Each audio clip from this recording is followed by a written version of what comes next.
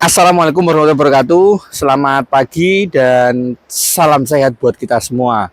Alhamdulillah pada kesempatan kali ini saya lagi ada di Innsbruck di Austria.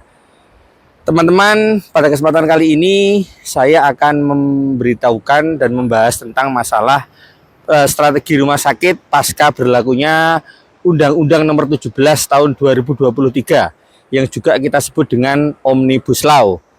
Baik teman-teman, dalam rangka bagaimana rumah sakit bisa bertahan pasca pemberlakuan undang-undang, ada dua hal sederhana yang perlu saya sampaikan. Yang pertama adalah mau dibawa kemana rumah sakit kita, dan yang kedua bagaimana cara kita menuju ke sana. Itu yang penting. Baik, untuk pembahasan mari kita bahas satu persatu. Yang pertama adalah mau dibawa kemana rumah sakit kita. Nah, dalam hal ini perlu kita sebagai direktur dan pimpinan rumah sakit perlu menentukan segmen pasar kita. Segmen pasar rumah sakit ada 3 di sini saya katakan. Yang pertama adalah kita menuju yang rumah sakit low cost, di mana segmen BPJS yang kita raih.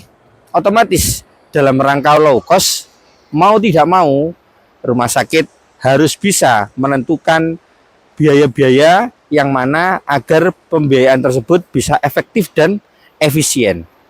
Oleh karena itu, tim yang ada di rumah sakit, yaitu tim kendali mutu dan kendali biaya, haruslah kita maksimalkan dalam rangka mencapai biaya-biaya yang efektif dan efisien. Itu yang pertama. Ya, yang kedua, otomatis rumah sakit apabila segmen BPJS yang kita kejar, maka rumah sakit harus memiliki pelayanan standar. Seperti saat ini sudah ada yang namanya KRIS atau kelas rawat inap standar. Jadi, rumah sakit mau tidak mau harus memberikan pelayanan standar yang distandarkan oleh BPJS. Itu untuk yang pertama. Yang kedua adalah tentang rumah sakit segmen diferensiasi, yaitu rumah sakit mengejar pasien-pasien yang non BPJS, sehingga kita harus memberikan pelayanan yang ekstra karena segmentasi kita segmen menengah ke atas. Ini yang perlu kita tahu. Jadi bagaimana caranya segmen diferensiasi ini, segmen menengah ke atas ini bisa kita raih. Contoh asuransi atau asuransi dengan perusahaan yang lain, itu yang perlu kita kejar. Dan segmen yang ketiga adalah segmen rumah sakit khusus. Sebagai contoh, rumah sakit kita jadikan rumah sakit khusus ibu dan anak, rumah sakit khusus jantung, rumah sakit khusus paru, atau rumah sakit khusus bedah. Nah, ini adalah strategi-strategi segmentasi pasar yang mana 3 tadi harus kita tentukan di awal. Supaya apa? Supaya tahu mau dibawa kemana rumah sakit kita. Itu strategi yang pertama. Strategi yang kedua adalah bagaimana cara kita menuju ke sana. Otomatis ada 5 hal di dalam situ. Bagaimana cara rumah sakit kita menuju ke sana. Yang pertama adalah dari sisi konsumen, di mana konsumen ini adalah pasien dan keluarga pasien. Kita harus menjunjung tinggi hak-hak pasien, hak dan kewajiban pasien, supaya pasien ini merasa puas dan otomatis nanti pasien akan menuju yang terakhir, yaitu kesembuhan secara paripurna. Itu yang pertama. Yang kedua adalah regulasi. Kita sebagai direktur, sebagai pimpinan rumah sakit harus tahu, paham akan peluang-peluang dan hambatan-hambatan munculnya turunan regulasi yang ada di dalam peraturan yang terbaru, turunan dari Omnibus Law. Itu yang kedua.